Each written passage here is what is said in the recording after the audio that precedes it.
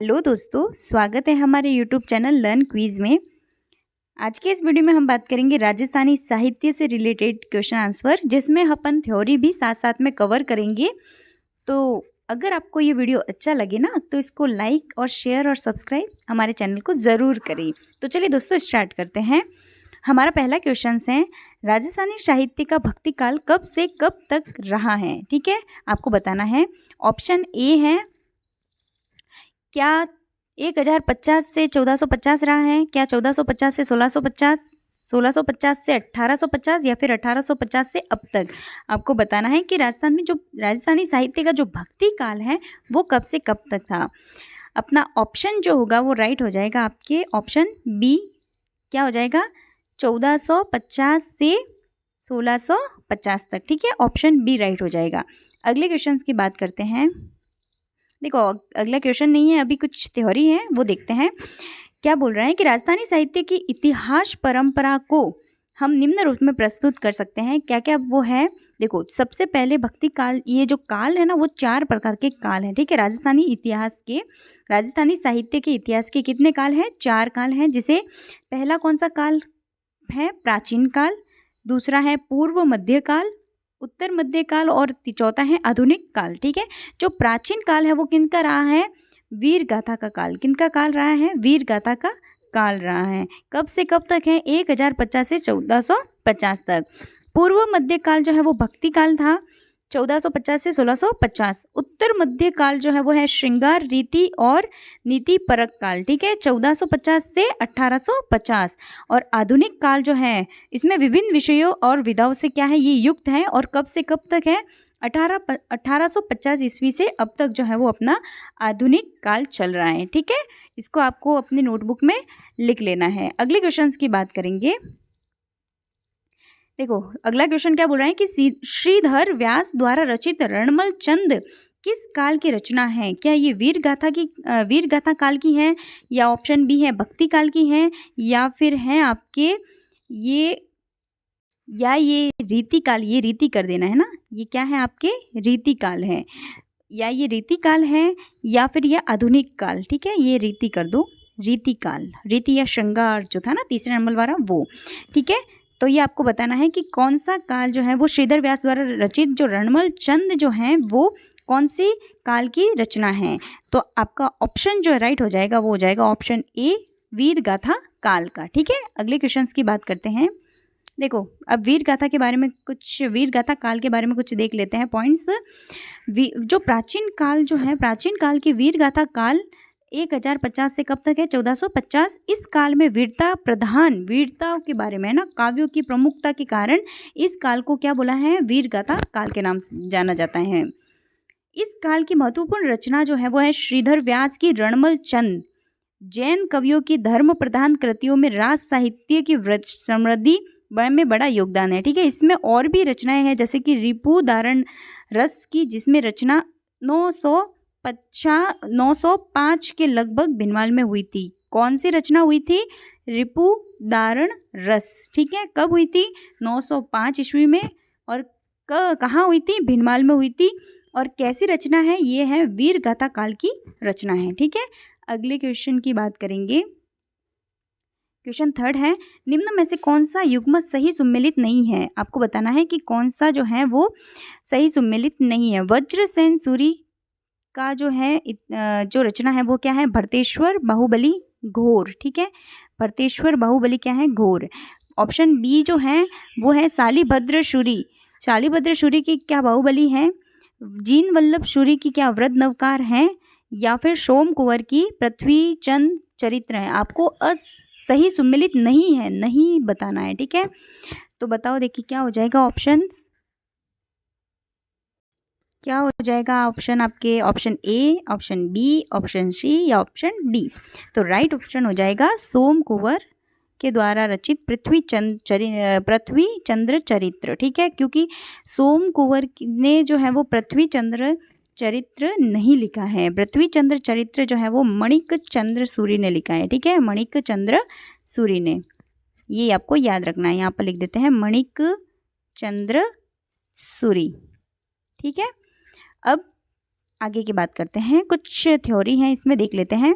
देखो, वज्रसेन सूरी रचित भरतेश्वर बाहुबली घोर जो है, भरतेश्वर बाहुबली घोर जो है वो किससे संबंधित है? वीर और शांत रस है। कैसे रस का है? शांत रस का छोटा सा काव्य है। 1144 में शालिभद्र सूरी के द्वारा रचित खंड खाद्य कौन सा? बाहुबली चंद भी चंदो एवं राग रागिनी से क्या है? युक्त है। ठीक है, ये दो ऑप्शन तो अपने राइट थे। ठीक, अगले की बात करते हैं। देखो, कुछ रचनाएं हैं वो आपको याद करनी है। क्या है? जैसे कि वज्रसेन सूरी ने जो है वो क्या लिखा है? भरतेश्वर बाहुबली घोर लिखा है। ठीक है, ये सही कर देना, बाहुबली है। ठीक है, घोर। ठीक है, फिर शालिभद्र सूरी जो है, शालिभद्र सूरी ने क्या लिखा है? बाहुबली लिखा है। जीन वल्लभ सूरी ने क्या लिखा है? वृद्ध नयकार। ठीक है, अगले क्वेश्चन की बात, अगला जो है वो है विनय चंद्र सूरी। विनय चंद्र सूरी ने नेमिनाथ चतुर्यादिका लिखी है। फिर अपन बात करेंगे नंबू स्वामी ने जो है वो क्या लिखा है? स्थिति भद्र रास या रेवती गिरी रास या आबू रास जो है वो इनकी रचना है। सोम सुंदर ने क्या लिखा है? नेमिनाथ या नवरास फाग लिखा है। फिर हीराचंद सूरी ने क्या लिखा है? मुनियार्त राजश्री चरित्र। और मणिक चंद्र, ये अपना लास्ट वाला जो है, मणिक चंद्र सूरी ने क्या लिखा है? पृथ्वी चंद्र चरित्र लिखा है। ठीक है, तो स्क्रीनशॉट ले लो। अपन फिर आगे बढ़ते हैं। चलो अगले क्वेश्चन की बात करते हैं। वैली किशन रुक्मणी री राम रासो हरि रस आदि किस काल की रचनाएं हैं? देखो, नाम से ही भक्ति लग रहा है ना, भक्तिमय जो है। ऑप्शन ए है वीर गाथा काल, ऑप्शन बी भक्ति काल, सी रीति काल या श्रृंगार काल। तो ऑप्शन जो है नॉर्मली दिख रहा है वो क्या हो जाएगा? ऑप्शन बी भक्ति काल हो जाएगा। ठीक है, अगले क्वेश्चन की बात करते हैं। पांचवा है राजस्थानी साहित्य का रीति और नीति परक काल कब से कब तक रहा? तीसरे नंबर का काल है ना, कौन सा काल हो जाएगा? 1650 से 1850। ऑप्शन सी राइट हो जाएगा, है ना। ये कौन सा है? ये है तुम्हारे भक्ति, सेकंड वाला, भक्ति काल वाला। ये कौन सा हो जाएगा? पहले वाला। पहले क्या? वीर गाथा वाला, है ना। वीर जो है, वीर गाथा काल वाला। ठीक है, और ये लास्ट वाला आधुनिक वाला हो जाएगा। ठीक है, ये चलो आगे बढ़ते हैं। देखो, अब क्या बोल रहे हैं इसमें, कुछ थ्योरी देखते हैं कि उत्तर मध्य काल श्रृंगार रीति काव्य शास्त्र और नीति परक काल है ना, 1650 से 1850। यह काल राजनीतिक दृष्टि से जो है वो क्या है? अपेक्षाकृत शांति का काल रहा है। शासकों ने अपने राज्यों के कलाकारों और साहित्यकारों को क्या दिया? संरक्षण दिया। इन्होंने साहित्य तथा कला के विविध आयामों का क्या किया? विकास किया। इस काल में श्रृंगार रीति नीति से संबंधित रचनाएं प्रस्तुत की। लोक में प्रचलित प्रेमाख्यानों को विभिन्न ग्रंथों के रूप में प्रस्तुत किया। काव्य शास्त्र से संबंधित रचनाओं में कवि मंचाराम ने रघुनाथ रूपक प्रस्तुत किया। ततः संबोधन परक नीति कारकों में रजियारा सोरठा, चकारियारा सोरठा, बहरियारा सोरठा, मोतियारा सोरठा आदि प्रमुख रचनाएं हैं। ठीक है, स्क्रीनशॉट ले लो आप इसका। चलो अब आगे बढ़ते हैं। अगला क्वेश्चन है, निम्न में से सूर्यमल मिश्रण बांकीदास का संबंध किस साहित्य काल से रहा है? आपको बताना है। ऑप्शन ए है पूर्व मध्य काल, या फिर दूसरा है आधुनिक काल, तीसरा प्राचीन काल, या फिर उत्तर काल। ऑप्शन क्या हो जाएगा? ए, बी, सी या डी। देखो, सूर्यमल मिश्रण आधुनिक कवि लग रहे हैं अपन को, तो इसका ऑप्शन जो है वो बी क्या लग जाए? ऑप्शन बी जो है वो क्या है? आधुनिक काल, है ना। और इसका राइट आंसर भी यही होगा, आधुनिक काल हो जाएगा। ठीक है, अगले क्वेश्चन की बात करते हैं। देखो, कुछ पॉइंट्स हैं आधुनिक काल से रिलेटेड। आधुनिक काल की विभिन्न विषयों एवं विधाओं से क्या थे? युक्त थे। कब से कब तक? 1850 से अब तक, है ना। के पश्चात भारतीय स्वतंत्र संग्राम के पहले संग्राम सन 1857 के पश्चात समाज में नवीन चेतना का संचार हुआ, जिसमें व्यापक असर समाज के विभिन्न वर्गों पर क्या हुआ? पड़ा है। और साहित्य भी इससे क्या नहीं रहा? अछूता नहीं रहा है। और साहित्य में आधुनिक चेतना का संचार हुआ, जिसे साहित्य में आधुनिक काल का नाम दिया। इस समय के इतिहासकारों में कौन? कविराज बांकीदास, ये बांकीदास कर देना, बांकीदास और बूंदी के सूर्यमल मिश्रण जो है वो प्रसिद्ध थे। ठीक, अगला क्वेश्चन है। अगला क्वेश्चन क्या बोला है कि निम्न में से कौन सा साहित्य की एक पद्य विधि है? पद्य विधि जो है वो आपको बतानी है। ठीक है, किसमें से पद्य विधि कौन सी है? आपको बताना है कि पद्य विधि कौन सी है। क्या ख्यात है, टीका है, विगत है या रासो है? देखो, ख्यात जो है ना वो तो आपकी कैसी हो जाएगी? गद्य विधि हो जाएगी। कैसी हो जाएगी? गद्य विधि। टीका टीका भी गद्य विधि है, ठीक है, और विगत विगत भी क्या है आपके गद्य विधि हैं। तो रासो जो है ऑप्शन डी रासो, रासो क्या है पद्य विधि। पद्य विधि का मतलब है कि जिसमें रागों का यूज करते हैं अपन, है ना, राग में गाया जाता है, ऐसे गीत वगैरह जो होते हैं वो क्या है पद्य विधि है, ठीक है। तो ऑप्शन डी जो है वो क्या हो जाएगा राइट ऑप्शन हो जाएगा अपना। अगले क्वेश्चन की बात करेंगे। देखो कुछ पॉइंट्स हैं जिसमें बताया गया है कि गद्य विधि में क्या क्या है, पद्य विधि में क्या क्या है, और आपके गद्य पद्य विधाएं जो है उसमें क्या क्या है। गद्य विधा की बात करें तो सबसे पहले तो ख्यात आपकी क्या आती है, ख्यात, है ना, अपन बोलते हैं ना ख्यात, वो क्या है गद्य विधि है। बात, कथा, कथा जो होती है वो। और बात करते हैं विगत, तवारीख, वंशावली, हकीकत, याददाश्त, फरसत, पट्टे, परवाने, अभिलेख जो होते हैं वो बड़े बड़े लिखे हुए, वो भी क्या है गद्य विधि हैं। बही, टीका, टब्बा और बाला विधो बी बोध, ठीक है। अगले पद्य विधि। पद्य विधि में जैसे रासो है, प्रकाश है, विकास है, जैसे वैली किशन रुक्मणी वो बोलते हैं ना वो वैली, रूपक, निशानी, जमाल झूलना, ये याद रखना जमाल झूलना इंपॉर्टेंट है, सिलोका, गीत, दूध, सोटा, पर्ची, भक्तमाल, भक्तमाल भी इसमें भी क्या होता है पद्य विधि यूज की जाती है। वाणी और मरस्या, मरस्या, ठीक है, ये भी इंपॉर्टेंट है।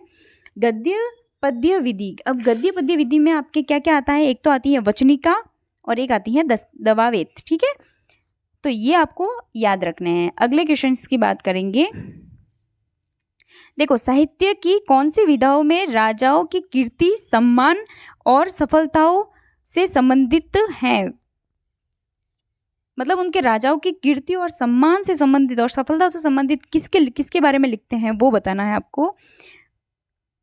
क्या हो जाएगा, ऑप्शन ए है ख्यात, ऑप्शन बी वात, ऑप्शन सी झूलना, या फिर ऑप्शन डी पर्ची। बताओ देखिए क्या हो जाएगा। ऑप्शन ए ख्यात। ख्यात जो है ना, देखो नाम से ही पता चल रहा है ख्याति, ख्याति यानी प्रसिद्धि, है ना, सम्मान। तो ऑप्शन ए हो जाएगा ख्यात जो है वही आंसर हो जाएगा, ठीक है।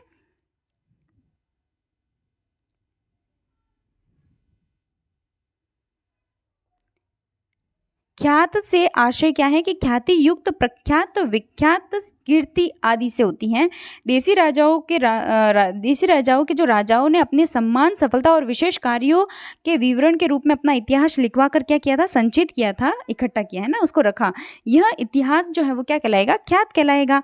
जैसे कि इंपॉर्टेंट है दयाल दास की ख्यात, ठीक है, नैन सिरी ख्यात, ये ख्यात है ना, ये वाले, ठीक है। आगे बढ़ते हैं।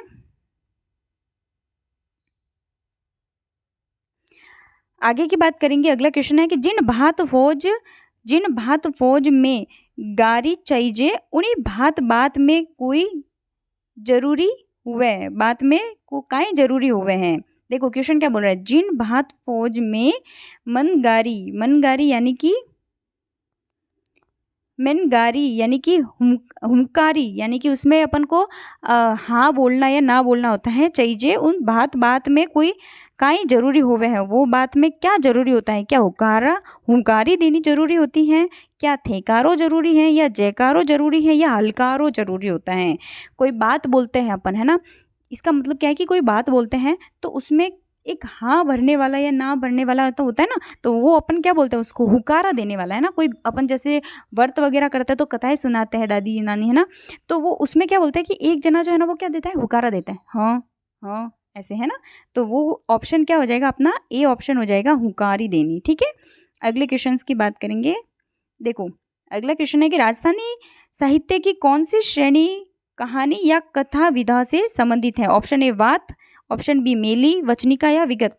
सामने ही दिख रहा है ऑप्शन क्या हो जाएगा, ए वात यानी, ठीक है। इंपॉर्टेंट कुछ थ्योरी है। कहानी की तरह बात कहने या सुनने की विशेष विधाएं हैं, ठीक है ना। कथा कहने वाला कहता चला जाता है और सुनने वाला हुंकारा देता है। ये देखो कथा सुनने वाला क्या देता है, हुंकारा देता है। इसी बातों में जीवन के हर पक्ष, युद्ध, धर्म, दर्शन, मनोरंजन भरता गया है। पद्यमय, गद्यमय और गद्य पद्यमय तीनों रूपों में बातें मिलती हैं। कौन कौन सी बातें, जैसे राम अमर सिंह जी री बात, खींचियारी बात, बाबूजी री बात, कानड़देरी बात, अचलदास खींचीरी बात। ये क्या है, कुछ प्रमुख है, स्क्रीनशॉट ले लो आप। आगे बढ़ते हैं। अभी मैंने बताया था कि क्वेश्चन नंबर 12 है जमाल झूलना किस प्रकार की विधाएं हैं। आगे अपन ने बात कर रखी है ऑलरेडी। क्या हो जाएगा आपके, ये जो है ऑप्शन क्या गद्य होगा, ऑप्शन बी पद्य, गद्य पद्य मिश्रण या कहानी। जमाल झूलना क्या हो जाएगा? ऑप्शन बी पद्य। क्या हो जाएगा? पद्य हो जाएगा। ठीक है, आगे बात करते हैं। देखो क्या है, जमाल जो है वो राजस्थानी काव्य का मात्रिक छंद है। कैसा छंद है? मात्रिक, जिसमें पहले पूरा दोहा, फिर 5वें चरण में दोहे के अंतिम चरण को वापस क्या किया जाता है? दोहराया जाता है। जैसे राव इंद्र सिंगरी जमाल झूलना।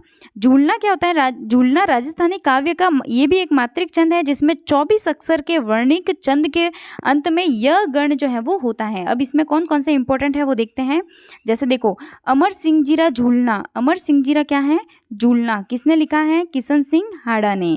राजा गज सिंगरा झूलना बाहरट राजसी ने। राव सुल्तान देवरा झूलना आड़ा दुरसा ने। और महाराणा प्रताप सिंह जीरा झूलना जो है वो साड़ू मालू ने लिखा है। ठीक है, ये आप स्क्रीनशॉट ले लो।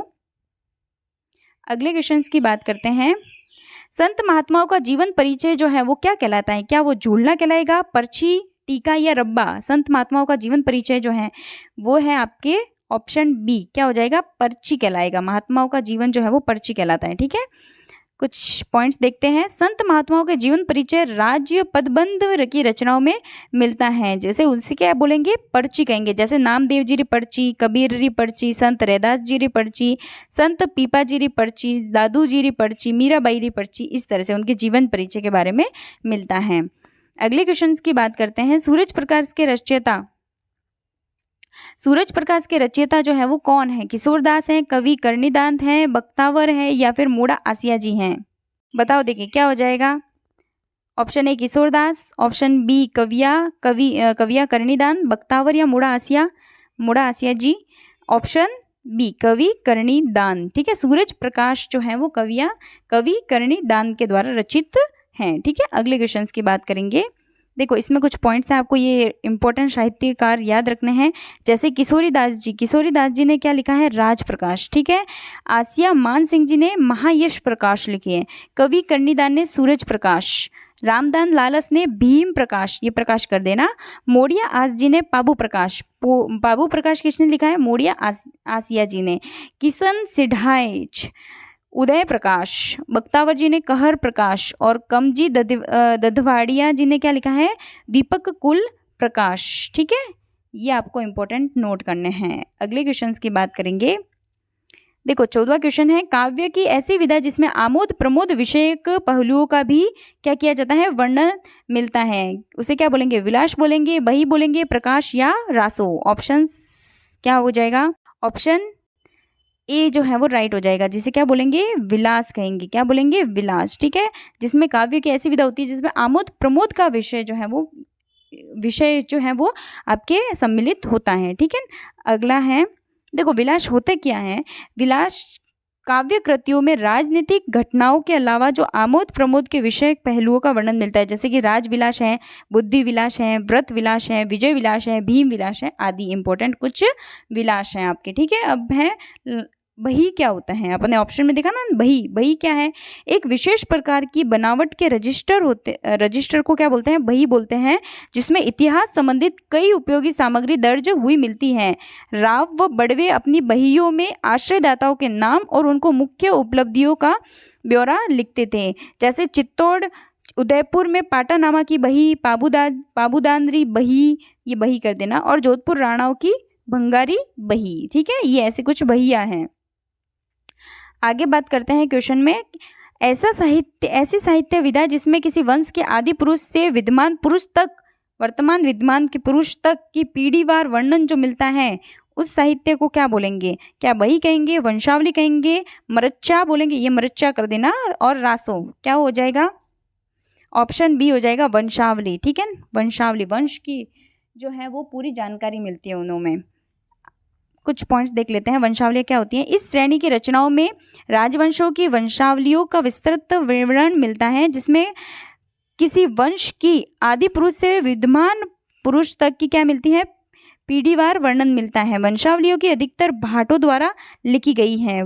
ये पूछ सकते हैं कि वंशावली अधिकतर किनके द्वारा लिखी गई है? भाटों द्वारा लिखी गई है। वंशावलियाँ शासकों, सामंतों, महारानियों, राजकुमारों, मंत्रियों, नायकों के वंश वृक्ष के साथ साथ मुख्य घटनाओं का भी क्या मिलता है? वर्णन उपलब्ध कराती हैं। जैसे राठौड़ोरी वंशावली, राजपूतोरी वंशावली, अमरकाव्य वंशावली, सूर्य वंशावली, राणाजीरी वंशावली या फिर सिसोदिया वंशावली आदि। ये सारे जो है वो क्या है? आपकी इंपॉर्टेंट वंशावलियाँ हैं। तो दोस्तों यहाँ तक हमारा जो है वो वीडियो समाप्त हुआ। आगे का वीडियो, अगर ये वीडियो आपको अच्छा लगा हो तो आगे के वीडियो भी अपन इस तरह से ही आपके राजस्थानी साहित्य का पूरा टॉपिक मैं करवाऊंगी। और तरह से अपन एक पूरी सीरीज जो है वो राजस्थानी इतिहास से संबंधित पूरी सीरीज जो है वो रीड से संबंधित भी आपके महत्वपूर्ण रहेगा आपको, है ना। तो आप इसको ज़रूर देखें और आगे भी अपन जो है इसकी पूरी के पूरे जो है राजस्थानी साहित्य को मैं कवर करूँगी। अगर आपको ये वीडियो अच्छा लगे तो आप इस वीडियो को ज़रूर लाइक करें, शेयर करें और सब्सक्राइब करें हमारे चैनल को। ठीक है, धन्यवाद दोस्तों।